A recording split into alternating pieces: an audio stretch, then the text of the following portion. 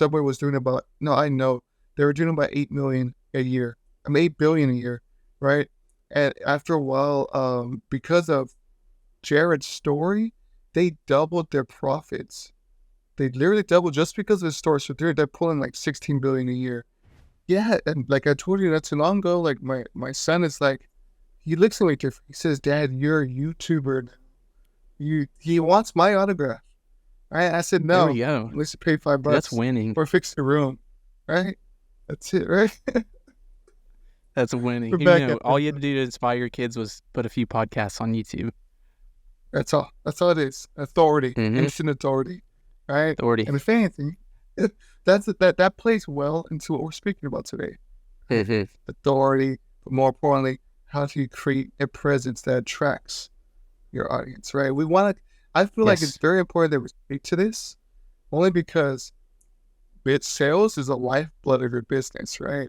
And knowing how to do it properly, you can write your own paychecks for the rest of your life, right? It really is a superpower. If you can figure out what works, and mind you, the answers are in abundance behind us, right?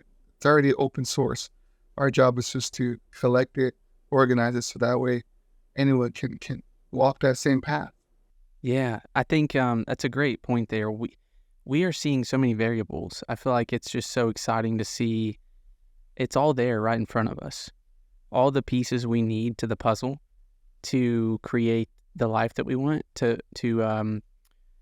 use our skills in a way that makes a difference, right? And is purposeful and rewarding. But then it comes down to priorities and the how piece, right? So I think you and I are just on the cusp of putting some strong hows together as far as building an online business and monetizing your skills and your passions and helping people, right? So a huge piece of that that I want to hit on, and we've been digging into, and we're trying to do with this podcast, is attract an audience. And I think you were the first one to bring the awareness to me of the attractive character concept by Russell Brunson. I might have already been reading his trilogy at that time, but let's start there. If we're talking about, let's start with the why, right? If we're talking about today, attracting an audience, there's some bad whys and there's some good whys, right? Bad ones would be like, we've all seen the people who we know that it's not authentic, it's fake, it's their brand is not their real life. And there's some people who are just addicted to the dopamine of trying to go viral and this and that. That's not the goal here of what we're talking about.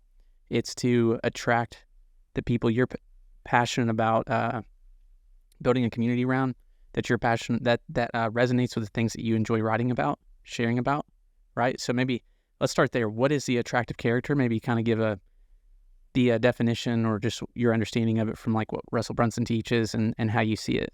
I saw a really good example of what the attractive character can do to your business or who it is. Subway, right? A good example is Subway itself. The Subway, their franchise was, it's kind of dying. You compare Subway to other companies or other fast food like In-N-Out, like Burger King. They all had their thing, but no one really wanted to eat a sandwich in the afternoon. They would rather go somewhere else, right? And so at that point, Subway said, "Hey, we need to figure out how to double down on our sales." And they were pretty much knocking on the door for opportunity to see how we can grow bigger and stand out in this crowd. And then one day, some random guy sent a picture of him being super overweight, right? And it says, "Hey, I ate Subway twice a day for this long and I lost a lot of weight," right? That's Jared, right? And immediately the person who caught that picture said, his fan mail, if anything, said, let's use this story.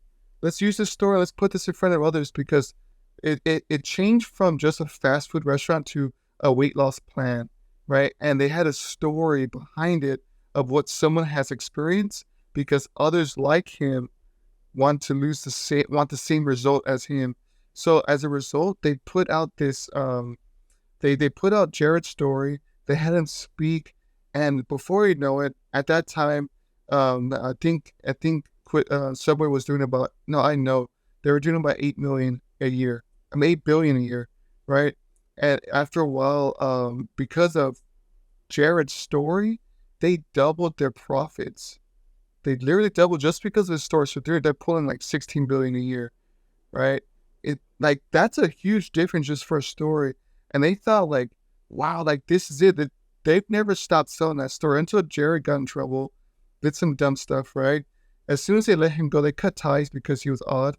They saw immediately after, within the first year, they cut back to 8 billion. They literally lost that 8 billion, like all those profits because of the attractive character, just because of losing Jared, right? And that goes to show like one person's story or experience to the result that others want. It's enough for others to want to find the path and follow it. In this case, it was, let me go eat a sandwich twice a day and lose the same weight, right? So that's kind of what that is. It's a person that has a story that speaks and resonates to the audience so that others say, I want to be around this guy because I want to be like him when I grow up, kind of thing. That's kind of who the attractive character is to me. I love that you emphasize story there because that's everything. I think we were talking the other day about how early on, because I have a filmmaking background and I love storytelling. I really had this thought in my head, like people need to realize their story matters. And it's so easy to say to other people your story matters. But I just wrote a tweet today. Authenticity begins when you trust your own story. Like I am guilty of hiding behind the stories of others because I'm afraid mine won't resonate or mine's not powerful. Mine's not a strong story. Maybe it's too bland or, no one will understand. And I think that's the biggest hurdle is, right, these self-beliefs about the story we've come from and like the pains, right? There's always people a few steps behind you, a few steps ahead of you, way ahead of you. And some people just need to know they're not alone, right? So like I think it doesn't have to be massive achievements that get you going. Sometimes it's just like the problems you're currently overcoming. And that, right, speaking to the problems and documenting the solutions as you go is a strong way I think about it. I'm trying to be more intentional with it. That's 100%. I love that because if you think about it, like you look on YouTube and one good example is those channels that speaks to birth, right? Like how mom goes from no baby to a baby, right? And usually the YouTubers who make that, it's a mom of one, right? And they explain their experience, what they've learned. And they haven't done anything too extreme, but what they've done was they completed the project, right? They went through the first iteration and they're sharing what they've learned. And that's enough to qualify you, sharing what you've learned so that others can not make the same mistakes. And a lot of the times you see those channels get a ton, like 1 million followers. My wife was actually who would watch every single week, like, oh, my baby's the size of a grape today, right? Oh, he's a watermelon today, right? And he just follows it, and like, oh, this is what to expect. They're just sharing what they've been through. And it wasn't, of course, giving birth is like the toughest job in the world, right? I can't imagine doing it myself, so I'm not discrediting that. But what I'm saying is just going through it and accomplishing the outcome, like bringing life into the world is enough to qualify you as a YouTuber if you wanted to, with your own story, your own experience. Because you can have a C-section, you can have a scary scenario that you're going to tell others, like, hey, here's what to expect in that scenario. So yeah, to your point, it is your story. It really is your story. And just speak to what you found so others don't have to make the same mistake, or they can empower themselves to get to the next level or get to where you're at. I think that's really what it is. Exactly, bro. There's 8 billion people in the world, if you think about it. There's like, I remember when Dean Graziosi and Tony Robbins, they had that big event and they're trying to teach everybody how to build a course because somebody, even if it's like how to take care of a dog with 3 legs, like there's people out there that have that. There's 8 billion people and it's even 100 people like that you could impact specifically. Like that's pretty powerful to think about. And the online world we live in now makes that possible. So pretty cool. So I think you want to springboard here, kind of like how we kind of practically see this of like, okay, I'm thinking about my story. I know the problems I'm in. I know where I'm heading.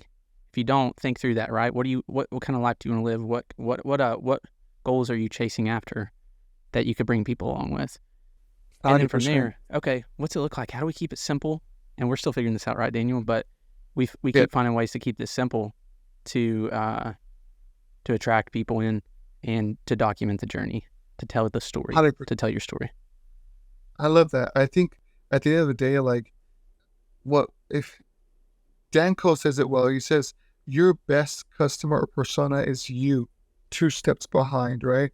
Like it should be yourself because it's the easiest thing to quantify, right? You can explain, oh, this is where you're at, and just like the book, Play Bigger, is what it says is if you can articulate the problem well enough, it's automatically assumed that you have the solution for it. And if you know your own, I love that. you know your own problem well enough, like let that be the first persona that you target your information to, and it automatically you're gonna fall into the 7-degree rule, which means that when you target one persona, there's gonna be 7 degrees of other personas that are not just like this person, or they're somewhat the same but not spot on. They'll still resonate with that story because they see how it works for them and how they can apply it to their world. And at that point, when they come in, now you can use their personas and you can recreate a whole new angle of stories just for them. And you can find experiences of others who have been to like them and then share their story. And it just, before you know, it's a whole 360 event, right? So start with the 7 degree, right? And that starts with you. So that's the first actionable step. Look at yourself, and then write to yourself. I heard something along the lines of that, of like you're your first testimonial. Yes. Like that's powerful to think about. You are the evidence, right? And if you're in like a service-based business world where you're still trying to stack some of the evidence that you've gotten for other people, still what you've done for yourself and the skills you're building, you are evidence. So I think that's powerful. And then you mentioning Dan Coe, he's a great one to look at for this. And it kind of sparks off a really practical step here, and that's curating the ideas as you go of other people who are doing this well. Mm-hmm. That will resonate to your persona, right? And I think that's like, especially as you're like, hey, this is who I was, and this is the stuff I would have liked when I was 2 steps behind. Just taking that builds a lot. It builds up so much more information. So that's a really good point. Seeing yourself and seeing what would myself like, and that's enough to piggyback off of that information. And like you said, it's curating, it's giving it back. So that feeds the next step, which is like, now that you got the persona, how do you make sure you lead them on that path to want to take the action? Right? Exactly. I think that because like Jared, you know what I mean? Jared, when Jared when he ate he lost the weight, and they shared that information to the world, like, hey, I lost so much weight. Others saw that and said, okay, well, where do I start with first? Where do I go? Step 1, go to Subway, right? Step 2, buy this, right? And that's the fact. If you know your persona, just like you said, and you're curating, you don't have to be cranking out these ideas, but are rather hunting for it and say, oh, this is a good piece for this persona. This is step 3 of the 10-step module, said in a different way. Now you're building relationships, and then you're still serving your persona. So I'm so glad that you brought that up, because that is exactly that next piece.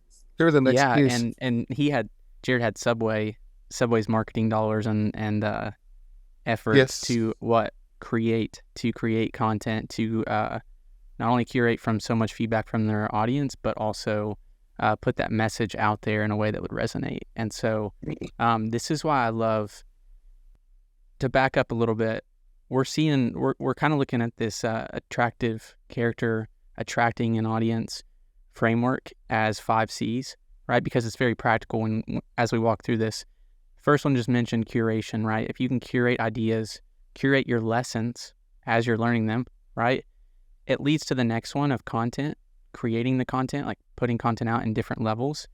And there's really two pillars here: short form, like a tweet, a reel, the TikTok videos of today's age. And then there's longer form, like full-on newsletter, YouTube, what have you, sometimes a thread.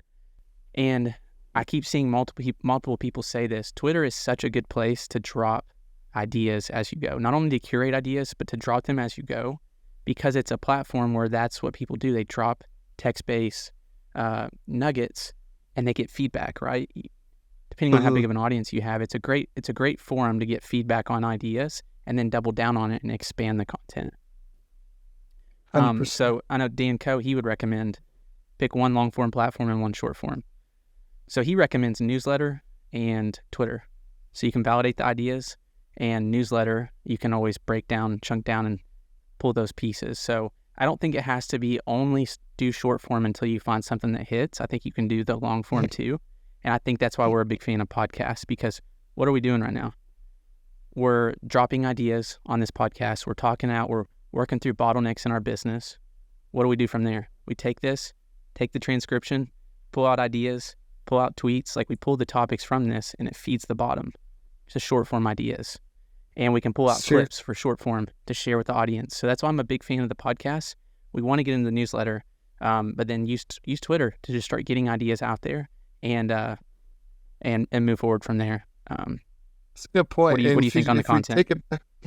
I would say if we tied that back to the Subway story, remember what they were doing was they said, okay, I found the persona to talk about, and they broke down his story into a lot of different leaflets, right? Pinterest talked about, they definitely showed the before and after picture, right? That's a short form type of place, Pinterest. You can take it to those Quora, right? Where people say, how do I lose weight? And now that can easily be a long form answer, right? Like, if you imagine it being Subway itself and how they applied it to that person who wants to lose weight, that makes absolute sense, because that content is what they put in front of others, and others say, hey, it sparked the idea, it shifted the furniture in my brain, where I'm thinking like, maybe I should go and do that. And you're right, content is the thing that fuels the entire machine. So I love that you broke that down, short form and long form, right? And it gave actual steps, because now anyone can do that, and like, you just tie it back to the persona, right? And if anything, I would suggest, like, just like we're doing, just like you said, Noah, making this video / podcast, right? And as we break down these ideas, this can fuel the whole long form and make sure it's organized and concrete. And now that you have this structured idea, the big idea in this episode is the attractive character, right? So now we can literally have a newsletter about the attractive character and how it can serve your business or double down on your profits, regardless of where you're at, right? And now it's this long structured machine or audio and video. They can transcribe, break it down, clean it up, and now it's your newsletter. And now you just take that same video, same newsletter, now take snippets of that one piece. Like, did you know that you can double down your profits, put on Twitter? So like this, it starts there. I feel like the videos, it starts at the video and the podcast. It's getting really cool. It's getting really cool. We did just that on an episode from 2 episodes ago. I wrote a thread. We haven't even gotten into the power of AI prompts to pull this stuff out of what you say, because we all know we have these experiences, these things in our head, and we hit friction because maybe we don't have the writing skills, or we don't know how to put it in the writing frameworks, like how to blank canvas, and we're all kind of aware, a lot of us are, of like, AI can help with that, but there's some really cool ways to make it really practical and easy. So we took an episode 2 episodes ago, pulled it in. It was the topic, the big idea was, how do you create a 7-star experience for your customers? And I was able to take the transcript and within 10 minutes write a thread on it with an AI prompt. So really cool. I'm really excited about the potential for that, because I think a lot of people in this format in a podcast format, can really brain dump and talk in an engaging and entertaining way. I think it hits, sometimes if done well, it can hit that education and entertainment at the same time. And then from there, take that, pull out ideas, find that big idea, write short form, long form. And if I were to get really practical here, you're listening to this and you're running solo, you're limited on time, right? Life is busy, not a lot of time to create content. What should I do? I would keep it super simple. I would pick the short form platform of Twitter. I'd pick the long form. If you'd rather go the written route, I'd say newsletter, because it can also be an opt-in for people, a lead magnet. Or go the YouTube route if you want to set that up. Easiest would probably be newsletter. And then what I would do is use your saved tweets, like your saved or your liked tweets, as your curation database, right? Go through and find other people and just like them. That's the easiest way. And then go through those with inspiration. And I would spend time every day just trying to put some thoughts down. And if you wanted to level up, you could look into some prompts like the guys at Write with AI, Dickie Bush and Nicholas Cole. They have some great little prompts to come up with hooks and how to create just really good tweet prompts, right? I think there's another tool. I'll have to pull it up. But what do you think of that, Daniel? Do you think that's a good simple? I want to add to that part right there. So you said take what you like and use that as inspiration to some bigger long form content. Now I wanted to add to that piece real quick because what can be confused there is this. When you see a prompt and you're like, how would I write this out to the world? It feels like a forceful plagiarism. Like, this wasn't me. This didn't come from me, so I cannot write that. I don't know if you feel that, but I feel that, especially without prompts, just me using my mind. When I'm trying to come from a place of like, let me try to alter something here versus coming from in here in my experiences, it's a whole different scenario. I waste a lot more time. So what I would suggest is, along with what Noah shared, keep a story bag. It's called a bag of stories. Steve Larson taught this one. And look back at your life. Since you know you're the persona, explain the stories that you've experienced and just write them down. Like, have a big bullet list of stories that you've had. Like, for example, I myself, I know the story I had when I was 17 and I ended up falling into success with a nightclub called Active Empire. We're doing $3,000 a night. So much so I went to my mom and showed her the money. She says, son, are you selling drugs? Right? I'm like, no, I'm not, promise. Right? But story, right?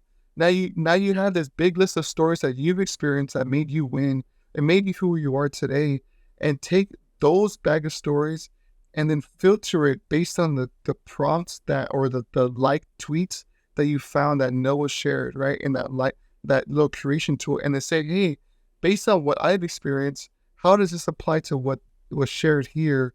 And now you mesh this beautiful thing where it's like, hey, this, and easily the formula for that is like, this is how this worked for my life and how it could save you time as well, right? Or the number one mistake that I've learned when going through this from the eyes of a $7 billion entrepreneur. Like, these little hooks, that's enough for you to just write down the hook, and it fuels the whole body because you've been to the experience, right? I think this is going to be very important to add that piece of the bag of stories, because as AI is coming about and you use the prompts, everyone will have the same structure. AI is using the same kind of angle, and of course, if you don't tweak it to stories that are yours, it's not going to. Yes, back to the beginning of our conversation. The story, you tried to create it because it's genuine. It's you. It's genuine. Yeah, that's really good. That's a really good point there. So nice. So I think anytime you can tie it into something. Yeah, we need to get that together. That's yours for sure. I just remembered a tool. So I think if I were to make this even simpler, if I were to recommend, if you have a few dollars to spare, you can even do a trial. Is follow Dickie Bush, Nicholas Cole, and Dan Coe on Twitter, and then check out the tool called TypeShare, TYPESHARE.co. So not only can you generate, it helps you start to leverage AI to generate topics, but it has all the proven tweet frameworks, thread frameworks. Think like the bare bones of a house that you can then go and mold, put your story right, and put your information into. So I think it's a great tool, Daniel. From what you just said, like, it's not too much like, hey, it's not copying and pasting ChatGPT, but it helps you curate ideas fast. You can store your ideas in there. You can store your bag of stories, and then you have 100+ tweet prompts to play with. So, what little I played with, it's a really cool tool. So, sounds amazing. Once again, you're making this open sources out there, so there's no excuse that you can't use this and now become a content machine. I want to add something very quickly as we're using this content. It's not just for the sake of creating content to like attract your person. By far, that's very important. But also, we want you to understand that as an attractive character, you have to find that voice, right? You have to learn, this is me. This is what I talk about, right? I have a Frambeau who was my mentor. He gave a good example that changed me one day. And he says, when you squeeze an orange, what comes out of it, right? Like, it's not Lysol, it's definitely orange juice, right? And at that point, it's like you yourself, if you were to squeeze you, what comes from it, right? You can be a confident person, or you can have doubt internally, right? You can say, I give up entrepreneurship and just focus on the 9 to 5, right? Like, it really comes down to you. And if you could, the whole point of crafting these stories and understanding you is so that way you become filled with, like, I was going to say filled with yourself, but at the same time, don't want to throw off, God's faith inside of you. But what I'm mentioning is that your story, you want to be able to fall back on it. So that way, when you go and get interviewed on someone else's platform, and your story was so well, you're so used to writing that same one story that attracts your old persona. Now that person's platform is going to want to say, they're going to say, oh, where is that guy? Where's Noah? How do I find him? Scroll. Oh, I found him on his Twitter. Whoa, he has a wealth of information that he's been working on for the last 6 months, right? But I think that's the beauty of this. Like, you're refining, you're smoothing out the edges of your persona, of your attractive character. Now, once you get the story structured down and know that, hey, I have a whole bunch of experience that are valuable, there's people in this world that can say, I want to follow you because you've become a leader in my eyes. Right? So keep that up. Because if you're going to take them on a journey, right, or if you're going to build a business, it's like that house, right? So you don't want to just have an empty house with nobody. Like people come to a house to expect an attractive person. Not talking beauty, we're talking. I mean, it can be, but you know what I'm saying. Someone who they want to spend time with. And if you don't have anything to pull people in, it starts with you. It starts with your story. Your story matters in the past enough to remember, to look back and realize the power of it, and it matters enough in the future to share it and to get it out to the world. So I think that's important to remember. I think this is a good part one. I think there's enough here with the rest of the C's to make this a 2-part for sure. Yes, you're right. Because there's 5 C's you said, right? Yep, and we hit the base of the story and the attractive character, and then hit 2 C's. Yep, curation and content.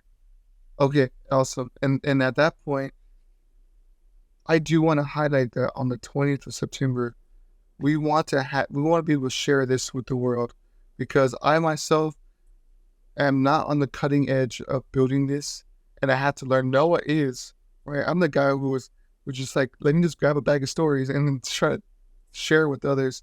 But Noah's right there, breaking it down to a science, so that way anyone can apply it. And we want to share this with the world. Right? We want to make sure that others can apply this once again. So 20th, right? Noah is at a good date of September to go live, and he's going to explain this to you live, right? Step by step of how he would do it. So keep an eye out for that. And we wanted to keep it simple, right? Yeah, it takes 100%. a lot of work to make a powerful, simple thing that's sustainable. And sometimes we have all the knowledge, you have the framework, but you just need the right tools, or you need the right accountability. So we're trying to package all that together in a type of challenge, and let's do this together. Let's share our stories. Let's get out there. Let's make a difference, and let's build some businesses and make a difference. Seriously, at the end of the day, we're just gonna maintain that quest to make success a lot more open source. All right. Yes, sir. We'll catch you in the next one, bro. All right. The next one. Hey, thanks for watching the Success Open Source Podcast. If you enjoyed this episode, we would love for you to subscribe and join the community. Until next time, take care, and let's all make success a little more open source.